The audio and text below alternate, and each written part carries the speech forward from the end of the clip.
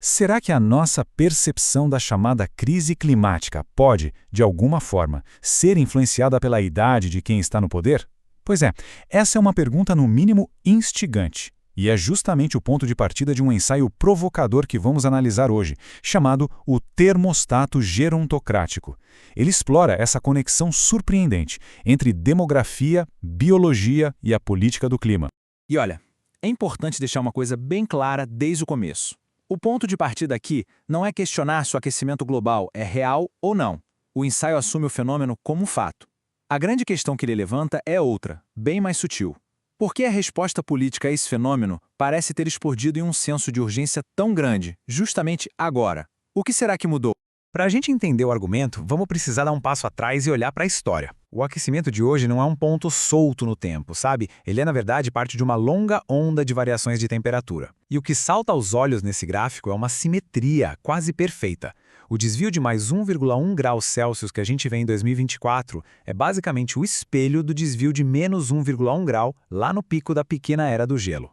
Quer dizer, a intensidade da variação é a mesma. O que mudou foi só o sinal.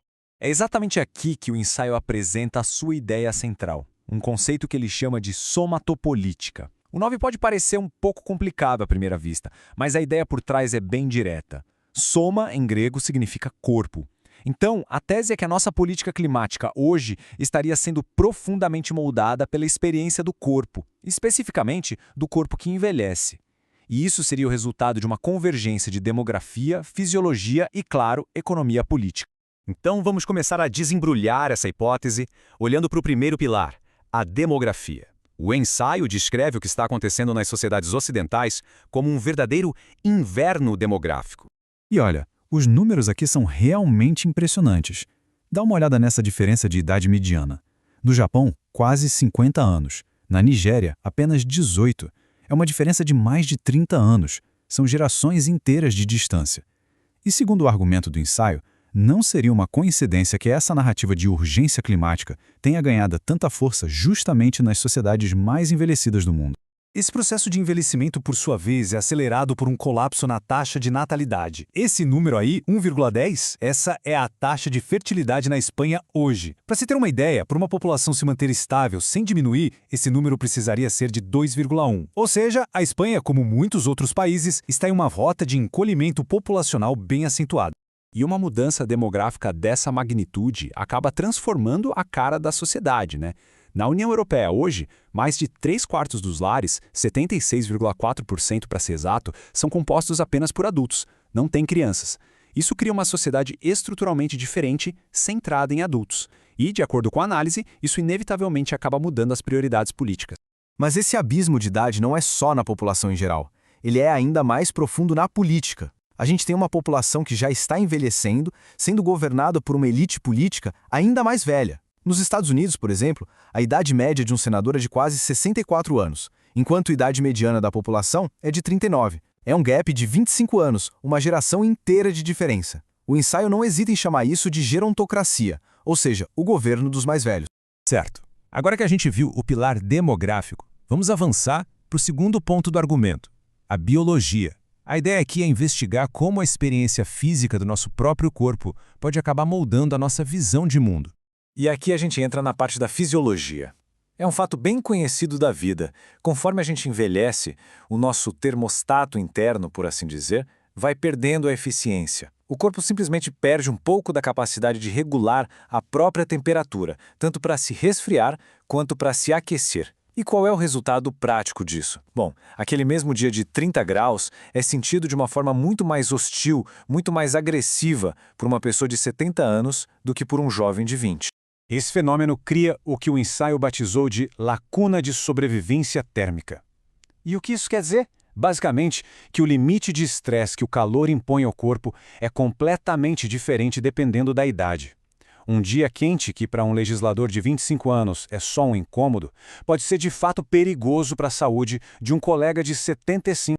E é nesse ponto que o argumento do ensaio aponta, porque seria uma contradição bem interessante.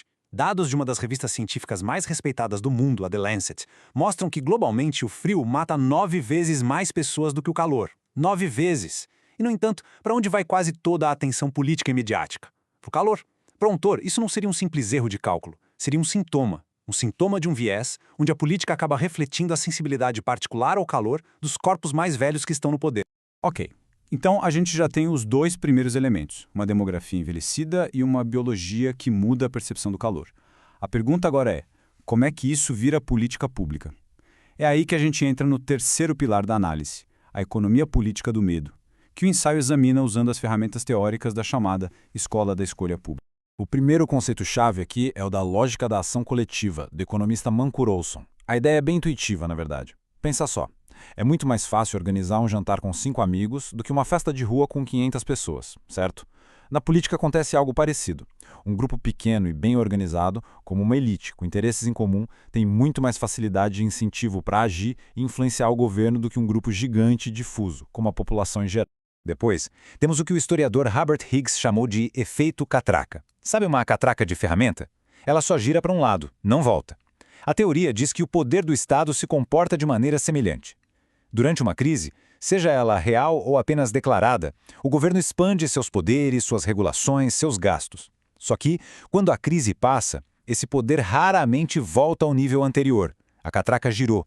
E uma narrativa de emergência permanente, como a climática, se torna justificativa ideal para continuar girando essa catraca sem parar. Mas afinal, quem é que empurra essa agenda para frente? Para explicar isso, o ensaio usa uma analogia bem famosa na economia política, a da coalizão dos contrabandistas e batistas. Pense assim, os batistas, em sua origem, eram contra a venda de álcool por razões morais. Eles fornecem a justificativa nobre, a legitimidade da causa. Neste caso, seriam os ativistas climáticos. Já os contrabandistas também queriam proibir o álcool, mas por um motivo bem diferente, para lucrar com o mercado legal. Eles são os grupos de interesse, as indústrias que ganham rios de dinheiro com subsídios e as regulações que são criadas em nome do clima. Um dá a cara moral, o outro embolsa o lucro. Tudo bem. Agora é hora de juntar todas essas peças do quebra-cabeça. Vamos ver como a demografia, a biologia e a economia política se conectam para formar o que o ensaio chama de ciclo somatopolítico. E este é o ciclo de retroalimentação que a hipótese descreve. Vamos acompanhar o passo a passo. Primeiro, o fato fisiológico. O corpo envelhecido sente o calor de forma mais intensa. Segundo, essa vulnerabilidade pessoal é projetada e se transforma numa narrativa de crise planetária. Terceiro, o mecanismo político é ativado. Quarto, aquela coalizão funcional dos contrabandistas e batistas se une. Quinto, fluxos gigantescos de dinheiro são redistribuídos. E, finalmente, sexto passo, a narrativa de crise se institucionaliza, se torna permanente, justificando uma expansão contínua do poder estatal. É um ciclo que se alimenta de si mesmo. Essa tabela aqui resume bem a arquitetura teórica por trás do argumento. Para cada fenômeno que a gente observa no mundo real, como a projeção da fragilidade do corpo na política, ou o domínio de uma elite sobre a massa, o ensaio aplica um conceito, um framework teórico específico vindo da economia política e da escola da escolha pública. É por isso que aparecem os nomes de teóricos como Olson, Higgs, Yandel e até mesmo Hayek. E segundo o ensaio, a gente consegue ver os reflexos dessa teoria até na linguagem que é usada. É só prestar atenção no discurso das lideranças globais. O planeta está com febre, está em ebulição global, está sufocando. O argumento aqui é que isso não é só uma metáfora poética. Essas são, na verdade, descrições muito precisas da sensação fisiológica de uma pessoa idosa sofrendo com estresse térmico. No fim das contas, a pergunta que a economia política sempre faz é quem ganha e quem perde com tudo isso. De acordo com essa análise, os ganhadores são grupos bem específicos e concentrados: burocratas, a indústria de energia chamada verde, grandes consultorias, o setor financeiro. Já os perdedores são grupos muito mais amplos e difusos: os contribuintes, os consumidores, a indústria tradicional, países em desenvolvimento e as classes trabalhadoras. É fundamental, então, reforçar a conclusão do ensaio. O argumento não é de forma alguma que a mudança climática não existe. A questão que ele levanta é muito mais sutil e talvez mais profunda.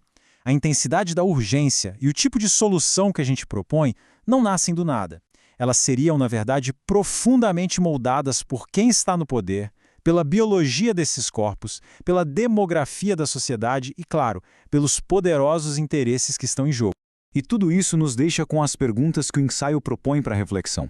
Se o debate central é sobre a proporcionalidade da resposta política, então as perguntas que ficam são: quem tem o poder de definir o que é uma resposta proporcional? E talvez a pergunta mais importante de todas: Quem exatamente se beneficia dessa definição? Essa análise que apresentamos foi integralmente baseada no ensaio O Termostato Gerontocrático, de autoria de Daniel Alvão de Carvalho Júnior.